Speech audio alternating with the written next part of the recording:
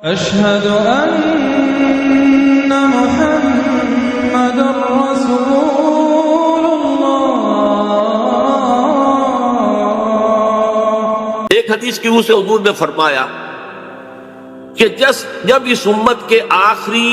اور سب سے بڑے مجدد کا ظہور ہوگا، حضرت مہدی جنہیں ہم جانتے ہیں، تو ان کی حکومت کو عرب میں قائم کرنے کے لیے فوجیں مشرق سے آئیں۔ یخرج ناس من المشرق یؤطئون للمہدی یعنی سلطانک۔ معلوم ہوا کہ عرب کے مشرقی علاقے میں کہیں وہ پہلے نظام قائم ہو چکا ہو۔ ایک اور حدیث میں آتا ہے کہ جس میں گویا کہ پیشین گوئی ہے کہ یروشلم مسلمانوں کے ہاتھوں سے نکلا ہوا ہوگا اس وقت جیسے کہ آج ہے۔ حدیث کے الفاظ یہ ہیں کہ یخرج من خراسان رایات سود لا یردها شیء حتی تنصب بإیلیا۔ خراسان کے علاقے سے سیاہ پرچم لے کر فوجیں چلیں گی اور یہ پرچم جا کر سیدھے یروشلم میں نصب ہو جائیں گے، کوئی ان لشکروں کا رخ موڑ نہیں سکتا۔ آج وہ یروشلم یہودیوں کے قبضے میں ہے اور کوئی دن کی بات ہے، اندیشہ ہے کہ مسجد اقصی جو ہے وہ شہید کی جائے، وہ اپنا سیکنڈ ٹیمپل جو ہے بلڈ کرنا چاہتے ہیں، نقشے تیار ہو چکے، ہر چیز اس کے لیے جو ہے پورا اہتمام ہو چکا۔ بہرحال یہ تو اشارات ہیں جو احادیث ہمارے پاس ہے حوالوں کے ساتھ جو اس کے اندر درج ہے۔ اب مشرق میں الحمدللہ کہ ہندوستان بھی مشرقی میں تھا، پاکستان اب مشرق میں ہے، افغانستان مشرق میں ہے۔ خراسان کا لفظ آیا ہے تو خراسان جو ہے حضور کے زمانے میں ایک بہت بڑے علاقے کا نام تھا، جس کا یوں سمجھیے کہ نیوکلیس تو موجودہ افغانستان تھا، کچھ علاقہ پاکستان کا بھی اس میں شامل تھا، جو مالاکنڈ ڈویژن ہے پاکستان کا شمالی، جہاں وہ شریعت کی تحریکیں چلتی رہتی ہیں اور بڑا وہاں پر جو ہے ہنگامہ بھی رہا ہے۔ اور یہ تھوڑا سا علاقہ ایران کا بھی شامل تھا، جو اب بھی خراسان کے پروونس کی حیثیت سے وہ جانا جاتا ہے۔ اور پھر یہ کہ یہ ترکی ریاستیں بھی اس کے اندر شامل تھی، یہ خراسان، اس کے بارے میں فرمایا کہ وہاں سے پہنچے جائیں۔ اس کے علاوہ ایک حدیث کوئی ہے کہ جس کا حوالہ مجھے نہیں مل سکا، لیکن یہ کہ علامہ اقبال نے چونکہ اس کا اشارہ کیا ہے کہ میرے وطن کو آئی ٹھنڈی ہوا جہاں سے، میرا وطن وہی ہے، میرا وطن وہی۔ جبکہ وہ ہندوستان کا جو ہے راگ الاپ رہے تھے، اس کو بھی کہا میرے عرب کو آئی ٹھنڈی ہوا جہاں سے۔ میں نے بعض عربوں سے وہاں میرا چونکہ ملاقات کا موقع ملتا ہے امریکہ وغیرہ میں، تو ہر ملک سے جو ہے لوگ آئے ہوئے ہیں، وہ کہتے ہیں ایسی حدیث کہ حضور نے فرمایا تھا مجھے ہندوستان کی طرف سے ٹھنڈی ہوا آ گئی۔ بہرحال لیکن اس کا چونکہ حوالہ نہیں ملا ہے تو میں نے صرف یہ کہ علامہ اقبال کے شعر کے حوالے سے تو معلوم ہوتا ہے کہ اس مشرقی خطے کے اندر وہ نظام پہلے قائم ہوگا اور پھر یہاں سے وہ پھیلے گا۔ چنانچہ ایک اور تیسری حدیث سے میں آپ کو مل جائے گی، حضور نے فرمایا میری امت کے دو لشکر وہ ہیں کہ جن کو اللہ تعالیٰ نے پیش کی طور پر جو بھی ان میں شریک ہوگا جہنم کی آگ سے چھٹکارے کا پروانہ دے دیا۔ عصابتان من امتی احرزهم اللہ من النار۔ ایک وہ ہوگا جو ہندوستان پر حملہ آور ہوگا، دوسرا وہ ہوگا کہ جو دجال کے ساتھ جنگ کرنے کے لیے حضرت مسیح کے پاس پہنچے گا، حضرت مسیح کے ساتھ دینے کے لیے۔ اب اس سے بھی گمان یہی ہوتا ہے کہ یہی خراسان کا علاقہ، یہ افغانستان، اس کے ساتھ ملحق پاکستان، یہاں سے ظاہر بات ہے کہ پھر ہمیں ہندوستان کو بھی فتح کرنا ہوگا، یہ دارالاسلام رہا ہے۔ تو گویا کہ ایک حدیث میں دو لشکروں کا ذکر جمع کرنا جو ہے اشارہ کر رہا ہے کہ یہ اس دور سے متعلق ہے، ورنہ یہ کہ ہندوستان پر تو بہت سے لشکر آئے ہیں، محمود غزنوی بھی آئے ہیں، ان کے حملے ہوئے ہیں، محمد غوری بھی آئے ہیں، سب سے پہلے محمد ابن قاسم آئے ہیں، تو یہ تو بہت لوگ آئے، لیکن یہ کہ اصل میں ایک حدیث میں دو کا جمع ہونا جو ہے وہ ادھر اشارہ کرتا ہے کہ یہ اس وقت جب ایک نیوکلیس بن چکے گا خلافت اللہ منہاج النبوہ کا، تو جیسے جزیرہ نما عرب سے شرق و غرب میں فوجیں چلی تھیں، ایسے ہی مشرق میں ہمارے ہندوستان ہے اور مغرب کے اندر جو ہے یہ ہوتے ہوئے اور ایلیا تک وہ فوجیں پہنچ جائیں گی اور یروشلم جو ہے اس کو یہودیوں کے قبضے سے واگبات کرائیں۔ یہ احادیث اس میں موجود،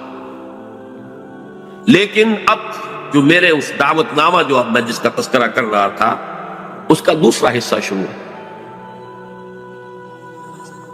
ادھر پاکستان اسی مقصد سے حاصل کیا گیا تھا کہ یہاں اسلامی نظام یعنی خلافت قائم کی جائے گی، لیکن ہم اپنی بدعمالیوں کے باعث تاحال مخالف سمت میں سفر کر رہے ہیں، اور اب حالات بتا رہے کہ تخت یا تختہ کے مصداق یا یہاں خلافت قائم ہوگی اور یہ عالمی خلافت کا نقطہ آغاز بنے گا یا پھر یہ ملک ختم ہو جائے۔ گویا اب معاملہ دوڑو زمانہ چال قیامت کی چل گیا والا ہے اور فوری طور پر قبر کسنی لازم ہے۔ اس دعوت نامے کے اس مرکزی حصے کے بارے میں آج اس وقت کچھ ذرا تفصیل سے گفتگو کرنا چاہتا ہوں، اور یوں میں کہہ سکتا ہوں اس وقت کہ سلطنت خداداد پاکستان یا ملت اسلامیہ پاکستان کا ایک مرثیہ ہے جو مجھے کہنا ہے موجودہ حالات کے پیش نظر، لیکن یہ مرثیہ میں قرآن مجید کے الفاظ میں پیش کرنا چاہتا ہوں، جس کے لیے تمہیداً میں پہلے آپ کو یہ بتانا چاہتا ہوں۔ سورہ انبیاء کی ایک آیت ہے، آیت نمبر 10، لقد انزلنا الیکم کتابا فیہ ذکرکم افلا تعقلون، ہم نے تمہاری جانب ایک کتاب نازل کر دی، اس میں تمہارا ذکر موجود ہے، تو کیا تم عقل سے کام نہیں لیتے، غور نہیں کرتے، سوچ بچار سے کام نہیں لیتے؟ اب اس آیت کا ایک مفہوم تو یہ ہو سکتا ہے کہ ذکر لکم مراد ہو، یعنی تمہارے حصے کی نصیحت، ہدایت، ذکرہ، تذکرہ اس قرآن میں ہے، وہ ٹھیک ہے، لیکن ذکرکم اس میں اشارہ ایک اور بات کی طرف بھی آتا ہے کہ یہ جتنے بھی اقوام عالم آئیں گی ان کا ذکر قرآن مجید میں موجود ہے، اور اس کی تائید ہوتی ہے، توثیق ہوتی ہے، تاکید ہوتی ہے ایک حدیث، وہ حدیث کے جو قرآن حکیم کی عظمت پر نبی اکرم صلی اللہ علیہ وسلم کے سب سے جامع اور سب سے مفصل بیان پر مشتمل، فصاحت و بلاغت کی معراج، حضرت علی اس کے راوی ہے رضی اللہ تعالیٰ عنہ، یہ حضور نے فرمایا انہا ستکون فتنۃ، ان قریب ایک بہت بڑا فتنہ رونما ہوگا۔ حضرت علی فرماتے ہیں کہ میں نے عرض کیا مل مخرج منہا یا رسول اللہ، اے اللہ کے رسول یہ بتائیے اسے نکلنے کا راستہ کون سا ہوگا؟ ایک لمحے کے لیے توقف کیجئے، میں یہاں یہ توجہ دلایا کرتا ہوں کہ ہم اگر ہوتے، ہمارے مزاج کا اور صحابہ کے مزاج کا فرق کیا ہے؟ ہم ہوتے تو کیا پوچھتے؟ یہ حضور یہ فتنہ کیوں ہوگا، کب ہوگا، کدھر سے آئے گا، کیسے آئے گا؟ ہمارے تو سوالات یہ ہوتے جو سب معلوماتی نوعیت کی چیزیں ہیں، ان کا کوئی تعلق عمل سے نہیں۔ صحابہ کا معاملہ کیا تھا؟ حضرت علی نے ان میں سے کوئی سوال نہیں کیا، کب آئے گا، کیوں آئے گا، کدھر سے آئے گا، کیسے آئے گا، کچھ نہیں۔ جو عملی سوال تھا مل مخرج منہا یا رسول اللہ، اللہ کے رسول جب آپ نے فرما دیا کہ بہت بڑا فتنہ ہوگا تو ہمیں تو اب یہ سمجھنا ہے کہ وہاں سے نکلنے کا راستہ کون سا؟ بس اس کے جواب میں وہ حدیث ہے کتاب اللہ، تمام فتنوں سے نکالنے والی اللہ کی کتاب، فیہ نبأ ما قبلکم وخبر ما بعدکم وحکم ما بینکم، اس میں تم سے پہلے جو لوگ گزرے ان کے حالات بھی یہ تو سب جانتے ہیں، قوم نوح اور قوم ہود اور قوم عاد، اور نہ معلوم کس کس کا واقعہ تذکرہ ہے، وخبر ما بعدکم جو تمہارے بعد ہونے والا ہے اس کی خبریں بھی موجود ہیں، وحکم ما بینکم اور جو بھی تمہارے مابین قیامت تک اختلافات رونما ہوں گے ان سب کا فیصلہ بھی موجود۔ بڑی عظیم حدیث ہے، وَهُوَ الذِّكْرُ الْحَكِيمُ وَهُوَ الصِّرَاطُ الْمُسْتَقِيمُ وَهُوَ حَبْلُ اللَّهِ الْمَتِينُ لَا تَنْقَضِي عَجَائِبُهُ وَلَا يَشْبَعُ مِنْهُ الْعُلَمَاءُ وَلَا يَخْلُقُ عَنْ كَثْرَةِ الرَّدِّ، اور آخری الفاظ تو بلاغت کی انتہا ہے، من قال به صدق ومن عمل به اجر ومن حکم به عدل ومن دعا الیہ ہدی الی صراط مستقیم، جس نے کوئی بات کہی اس قرآن کی بنیاد پر اس نے سچ کہا، جس نے عمل کیا اس کا اجر محفوظ ہے،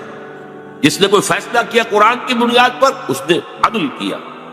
اور جس نے قرآن کی طرف بلایا اس کی ہدایت ہو گئی، کسی اور کی ہو نہ ہو اس کی ہدایت گارنٹیڈ ہے جو قرآن کی طرف بلانے والا۔ یہ حدیث ہے کہ جس میں خبر و ما بعدکم کے الفاظ، بلکہ میں تذکرہ کر دوں یہ حدیث ایک اور شان سے وارد ہوئی ہے طبرانی کی معجم کبیر،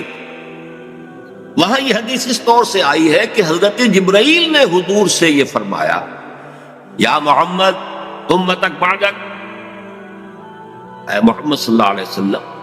یہ آپ کی امت کا آپ کے بعد کیا بنے؟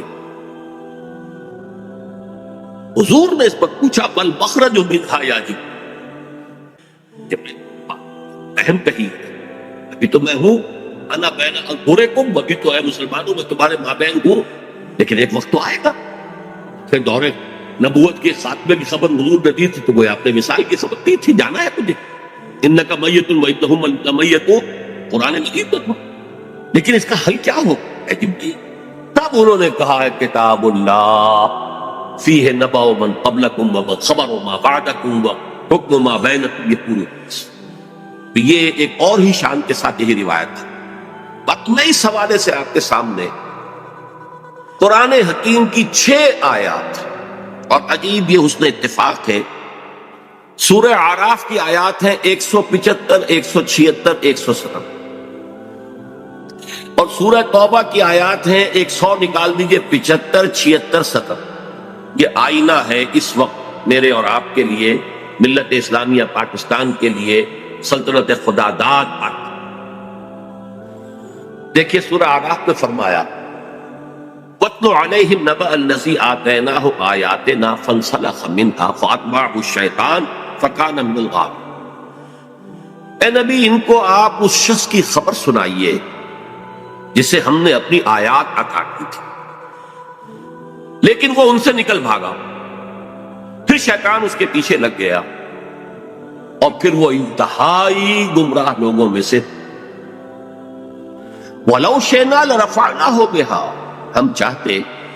تو ان آیات کے ذریعے سے، ان کی بدولت ہم اسے اور بلند کرتے، اس کا مقام، اس کا رتبہ اور اونچا۔ وَلَكِنَّهُ أَخْلَدَ إِلَى الْأَرْضِ، مگر وہ تو زمین کی طرف ہی بیٹھتا اور دھستا چلا گیا۔ فَمَثَلُهُ كَمَثَلِ الْكَلْبِ، اس کی مثال تو کتے کی سی ہے۔ إِن تَحْمِلْ عَلَيْهِ يَلْهَثْ، اگر اس نے پھٹکارو، کوئی ڈھیلا، کوئی لکڑی اس کی طرف اٹھاؤ مارنے کے لیے، تب بھی وہ ہانپتا رہتا۔ ان تترکو یلہث، زبان اس کی نکلی ہوگی، اس سے راج ٹپک گئی ہوگی، چھوڑے رکھو گے تب بھی۔ ذالک مثل القوم الذین کذبوا بآیاتنا، یہی مثال ہے اس قوم کی کہ جس نے اپنے رب کی آیات کو جھٹلایا۔ فاقصص القصص، تو اے نبی آپ یہ واقعہ بیان کر دیجئے، لعلہم یتفکرون، شاید کہ وہ غور کریں، سوچ بچار سے کام لیں۔ ساء مثلا القوم الذین کذبوا بآیات اللہ، بری ہے مثال اس قوم کی جس نے اللہ کی آیات کو جھٹلایا۔ وانفسہم کانوا یظلمون، اور وہ اپنے اوپر خود ظلم کرنے والے۔ اب میں اس کی زیادہ تفصیلی تفاصیل میں نہیں جاؤں گا، اگرچہ ایک رائے یہ بھی ظاہر کی گئی ہے کہ یہ کسی شخص معین کا تذکرہ نہیں ہے، بلکہ یہ ایک مثال ہے بتا دے رہا، لیکن یہ بات صحیح نہیں ہے۔ وَاتْلُ عَلَيْهِمْ نَبَأَ، وَاضْرِبْ لَهُمْ مَثَلًا سے بات ہوتی تو اس کا امکان تھا، یہاں تو خبر سنا دیجئے اے نبی اس کی خبر۔ اور اس میں حضرت عبداللہ ابن عباس رضی اللہ تعالی عنہما سے کئی جو ہے اقوال ہوئی ہے کہ یہ شخص بلعام بن باعورہ، تو جو کتاب گنتی ہے نمبرز تورات کی، اس میں شخص کا ذکر ہوا کہ کنعانی تھا، بعض لوگوں کے نزدیک اسرائیلی تھا، لیکن بہت عابد و زاہد، بہت اونچے مقام، صاحب کرامت بزرگ جسے کہا۔ الذی آتیناہ آیاتنا سے مراد یہاں پر کچھ لوگوں نے لیا ہے کہ علم کتاب اسے دی گئی تھی، وہ بات میرے نزدیک صحیح نہیں ہے، بلکہ آیات کہا گیا معجزات کو بھی، جس طرح اللہ اپنے انبیاء کو آیات، ہم نے آیات بینات دے کر رسولوں کو بھیجا،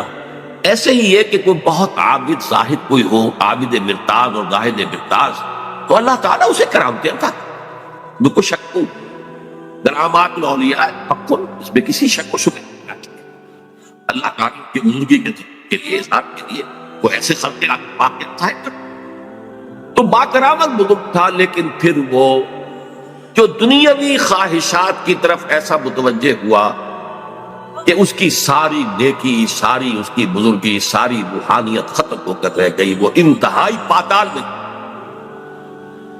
بعض مفسرین نے حضور کے دور کے 2 اشخاص کا ذکر بھی کیا ہے۔ امیہ ابن ابی صلت ایک بہت بڑا شاعر تھا کہ جس کی اشعار میں توحید رچی بسی ہوئی، توقع یہ تھی کہ تو حضور کا سب سے بڑا جو ہے وہ سپورٹر بن جائے گا، لیکن نہیں، مخالف ہو گیا۔ اسی طریقے سے ابو عامر راہب تھا، جیسے ورقہ ابن نوفل مکے میں تھے، تو وہ جا کر جو ہے وہ شام میں انہوں نے عیسائیت اختیار کی، اور وہ بہت بڑے عالم تھے، کان یکتب التوراۃ بالعبرانیہ۔ اسی طرح یہ ابو عامر خزرجی تھا، اور یہ بھی عیسائی ہو گیا تھا، شام میں رہا، اور پھر یہ بہت بڑا زاہد اور عابد اور عالم شخص تھا، لیکن یہی بدترین دشمن ہو گیا محمد رسول اللہ کا، جبکہ ورقہ ابن نوفل نے جو ہے حضور کی تصدیق کی تھی جب حضرت خدیجہ رضی اللہ تعالی عنہا لے کر گئی تھی حضور کو ان کے پاس۔ بہرحال میرے نزدیک یہ بلعام بن باعورہ ہی کا تذکرہ ہے جو ہو رہا ہے کہ وہ بہت با کرامات بزرگ تھا، لیکن زمینی خواہشات دو سب سے نمایاں: بطن، پیٹ کھانے کو مانگتا ہے، یہ انسان کی بہت بڑی، اس لیے کہ ظاہر بات ہے جو پریزرویشن آف دی سیلف ہے، اپنے بقا کے لیے اسے غذا چاہیے، لیکن اس کے ساتھ اٹخارہ بھی لگا ہوا ہے، یہ اس کے ساتھ اضافی شے ہے۔ اور دوسری ہے جنسی خواہش، شہوت، پریزرویشن آف دی اسپیشیز، اپنی نسل کو برقرار رکھنے کے لیے۔ یہ دونوں جو ہیں حرصیں انسان کے اندر جب یہ اعتدال سے بڑھتی ہیں تو تباہی کا ذریعہ۔ لیکن یہاں نوٹ کیجئے کہ ایک شخص جسے اللہ نے اپنی آیات عطا کی، صاحب کرامت بزرگ تھا، لیکن وہ اس سے نکل بھاگا، اور یہاں فرمایا پھر شیطان اس کے پیچھے لگ، اور یہ بہت اہم نکتہ ہے، یعنی اولاً نہیں شیطان کے اغوا سے کوئی شخص جو ہے وہ گمراہ ہوا کرتا۔ قرآن مجید میں صاف یہ بات آئی ہوئی ہے، ان عبادی لیس لک علیہم سلطان، دیکھو تمہیں ہم مہلت تو دے رہے ہیں، قیامت تک کے لیے تمہاری زندگی طویل ہوگی، اور تم ہمارے بندوں کو جس طرح چاہو گمراہ کرنے کی کوشش کرنا، لیکن تمہیں اختیار کوئی حاصل نہیں ہو، اختیار اسے حاصل نہیں۔ تو جو شخص خود اپنی جو ہے داخلی غلط تقاضوں کے تحت غلط راستہ اختیار کرتا ہے، پھر شیطان اس کے پیچھے لگ جاتا ہے، فَأَتْبَعَهُ الشَّيْطَانُ، تو شیطان اس کے پیچھے لگ گیا، فَكَانَ مِنَ الْغَاوِينَ، پھر وہ ہمارے ہاں جو کولوکیل لینگویج میں پھر برے کو گھر تک پہنچا کر رہتا ہے، وہ پھر آخری درجے تک پہنچا کر ہی وہ بس کرتا ہے، تو اس درجے تک بلعام بن باعورہ پہنچ گیا۔ وَلَوْ شِئْنَا رَفَعْنَاهُ بِهَا، ہم چاہتے تو اسے اور بلند کرتے، اس کے اور مقام اونچا ہوتا، وَلَكِنَّهُ أَخْلَدَ إِلَى الْأَرْضِ، وہ تو زمین میں دھستا چلا گیا۔ زمین سے مراد وہی زمینی خواہشات، نفسانی خواہشات۔ فَمَثَلُهُ كَمَثَلِ الْكَلْبِ، اس کی مثال کتے کی۔ اب کتا وہ جانور ہے، حیوانات، پیٹ اور جنس دونوں شہوتیں اس میں انتہا کو پہنچی، لہذا چاہے خوب پیٹ بھرا ہو، کسی صاحب کا یا کسی میم کا کتا ہو، خوب گوشت کھا کے گھر سے نکلا ہو، لیکن پھر بھی وہ باہر جائے گا تو ہر شے کو سن لے گا کہ شاید کوئی کھانے کی چیز، یہ اس کی یعنی سمجھ جبلت کے اندر تھا۔ یہاں تک کہ آپ اس کو کوئی ٹھیکا ماریے مارنے کے لیے تو وہ اس کو بھی سن لے گا کہ شاید اس میں کوئی کھانے کی کوئی شے موجود ہو، چلے گا بھی تو ادھر ادھر ہوتا ہوا، سنگتا ہوا، اور وہ اپنی شرمگاہ کو چاہتا رہتا۔ دونوں جو حرصے ہیں اس کے اندر انتہا کی، اور اس کا پھر ظہور کیا ہوتا، زبان ہر وقت نکلی ہوئی ہے، ہانپ رہا ہے ہر وقت، پیٹ بھرا ہو تب بھی ہانپ رہا ہے، اور پیٹ خالی ہو تب بھی ہانپ رہا ہے، تھکا ہوا تب بھی ہانپ رہا ہے، کھڑا ہوا تب بھی ہانپ رہا ہے، زبان نکلی ہوئی ہے اور اس کے اندر سے راج۔ یہ مثال دی ہے، جیسے قرآن مجید میں گدھے کی مثال بھی آئی، مثل الذین حملوا التوراۃ ثم لم یحملوها کمثل الحمار یحمل اسفارا، مثال اس قوم کی جس کو ہم نے تورات عطا کی تھی، حامل تورات بنائی گئی تھی، وہ قوم پھر اس نے اس کا حق ادا نہیں کیا، اس گدھے کی سی مثال ہے جس پر کتابوں کا بوجھ لگا ہو، ایسے یہ گدھے کی مثال دی گئی ہے۔ اس کے بعد فرمایا ذالک مثل القوم الذین کفروا، یہ صرف ایک فرق کا معاملہ نہیں، پوری قومیں بھی اس تمثیل پر پوری اترتی ہے، اور اسی ڈسکرپشن کے اوپر وہ پوری اترتی ہے۔ کذبوا بآیاتنا، جو ہماری نشانیوں کو جھٹلا دے، فقصص القصص، تو اے نبی آپ یہ قصہ سنا دیجئے، لعلہم یتفکرون، شاید کہ غور کریں۔ آج میں آپ کو قصہ سنا رہا ہوں پاکستان کا، کس طور سے ان آیات پر منطبق ہو رہا ہے، شاید کہ آپ غور کریں، سوچیں، شاید کہ آپ کے اندر کوئی امنگ پیدا ہو جائے کسی عمل کی، جد و جہد کی۔ سا مثلا القوم الذین کذبوا بآیاتنا، آخری آیت بری مثال ہے اس قوم کی جس نے ہماری آیات کو جھٹلایا، وَكَانُوا أَنفُسَهُمْ يَظْلِمُونَ، وہ اپنے اوپر ظلم کرتے رہے، ظاہر بات ہے ہمارا کسی نے کیا بگاڑا۔ اب اندازہ کیجئے پاکستان وہ ملک ہے اس روئے ارضی پر جو بہت بڑی اللہ کی نشانیوں کے ساتھ وجود میں آیا۔ سب سے پہلی نشانی 27ویں رمضان کو اس کا قیام عمل میں آیا، اور جو بہترین رات ہو سکتی، فیہا یفرق کل امر حکیم، جس میں کہ تمام جو بھی اللہ تعالیٰ کے پختہ فیصلے ہیں وہ کیے جائیں۔ پاکستان 27ویں شب رمضان مبارک کی، اس میں اس کا وجود۔ پھر غور کیجیے کیسے قائم، کوئی امید کچھ عرصے پہلے بھی نہیں تھی کسی کو کہ پاکستان قائم۔ عام طور پر سمجھا گیا تھا یہ مسلم لیگ نے بارگیننگ کے لیے اتنی بڑی بات کر لی ہے، وہ لے دے کر معاملہ ہو جائے گا۔ اور سب سے بڑی بات یہ کہ خود 1 سال پہلے Quaid Azam cabinet mission plan کو تسلیم کر چکے۔ اس کا کیا مطلب تھا کہ کم سے کم 10 سال کے لیے ایک آزاد پاکستان کا وجود مؤثر ہو گیا۔ نظری طور پر 10 سال کے بعد امکان تھا، لیکن ایک مرتبہ مرکزی حکومت ایک وحدت کے ساتھ اگر وجود میں آ جاتی تو پنڈت نہرو نے جو کہا تھا سچ تو وہی تھا، نکل جاتی ہے جس کی منہ سے سچی بات مستی میں، اس نے وہ سچ کہہ دیا، جس کی وجہ سے پھر قائد اعظم نے جو تسلیم کر لیا تھا کیبنٹ مشن پلان کو، پھر اس سے آپ نے رجوع کیا کہ اس نے کہہ دیا تھا ایک دفعہ بن جائے پھر کون کسی کو علیحدہ عہدے دیتا ہے۔ اس پر پھر قائد اعظم نے پسپائی نہ، اگر وہ خاموش رہتا تو کم سے کم 10 سال تک کوئی امکان نہیں تھا، اور اس 10 سال میں ہندو قوم نے کیا کرنا تھا اس کا تصور۔ پھر سوچئے پاکستان قائم ہوا، ہندو قوم ہمارے سے کس قدر تعداد میں زیادہ، تعلیم میں زیادہ، دولت میں زیادہ، تنظیم میں کس قدر منظم قوم، کس قدر تعلیم یافتہ، کتنی ان کے اندر ایک یکجہتی موجود تھی۔ پھر کانگریس جیسی جماعت، بہت بڑی جماعت، تو کوئی شک نہیں، بہت بڑی عوامی جماعت، جس کے ساتھ یہ کہ لیڈرز کی سیکنڈ لائن کی یوں سمجھیے کہ ایک بڑی قطار موجود تھی۔ یہ نہیں تھا کہ مسلم لیگ بس ایک بگولے کی طرح ایک تحریک کے طور پر اٹھی ہے، اس نے جو بھی حاصل کر لیا، ورنہ مسلم لیگ اصل میں ایک جماعت کی شکل میں منظم ہو ہی نہیں پائی تھی۔ یہی وجہ ہے کہ پتاشے کی طرح گھل گئی پاکستان میں۔ لیکن یہ کانگریس اور گاندھی جیسا، ہم بہرحال اس کے بارے میں جو بھی رائے رکھتے ہوں، لیکن یہ ہندوؤں کا مہاتما اور پوری دنیا کے اندر اس کی ایک عظمت تسلیم کی جاتی۔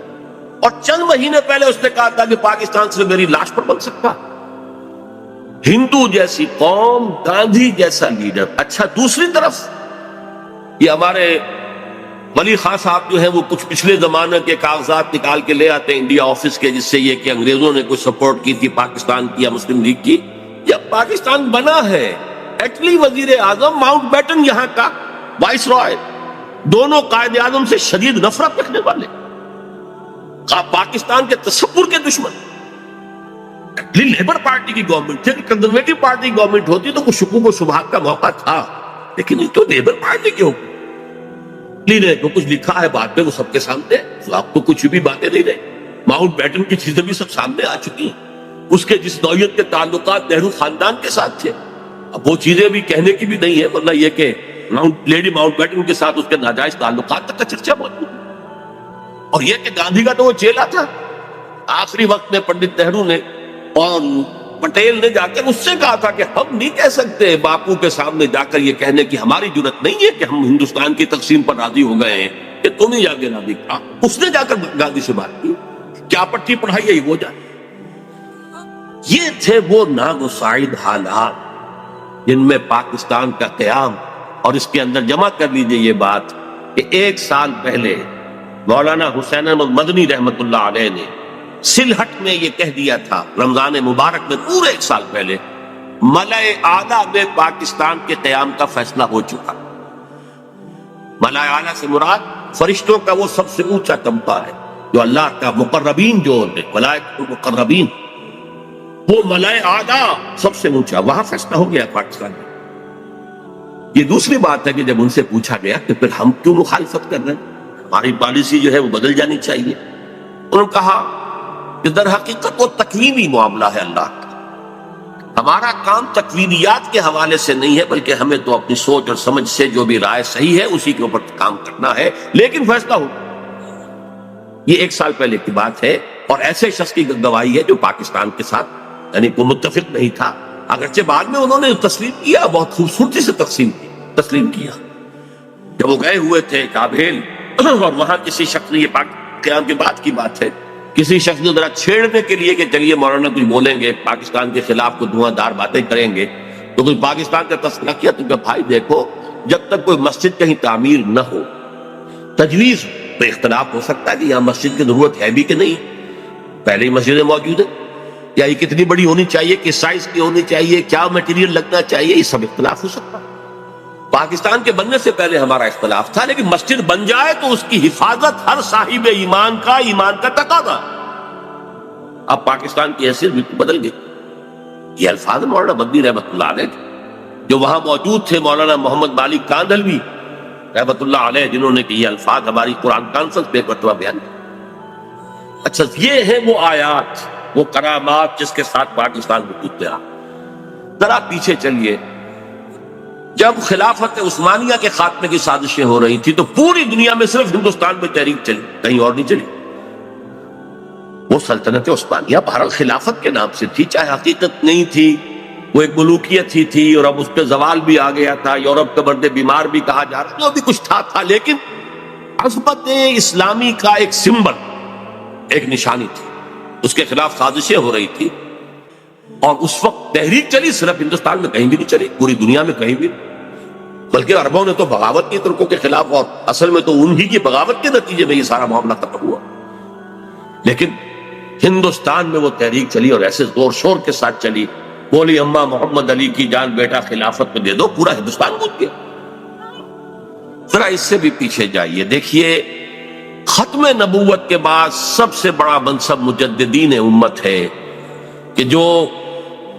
سنن ابی داؤد کی روایت کی روح سے ان اللہ یبعث فی هذه الامة على راس كل 100 عام من یجدد لها دینها،